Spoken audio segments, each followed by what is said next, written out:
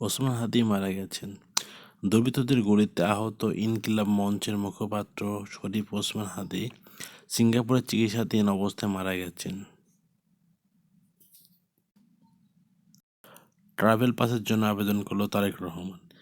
দেশে ফিরতে লন্ডনের বাংলাদেশের হাইকমিশনকে ট্রাভেল পাসের জন্য আবেদন করেছিল বিএনপির ভারপ্রাপ্ত চেয়ারম্যান তারেক রহমান। মেয়েসহ ৮ জনের টিকিট সংগ্রহ করলেন তারেক রহমান।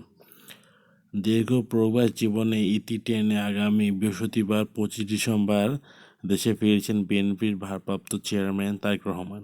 মেয়ে জাইমা রহমান সহ ৮ জনের জন্য Biman Bangladesh Airlines ones way ticket সংগ্রহ করেন তিনি। দেখা হচ্ছে আমাদের নেক্সট ভিডিওতে।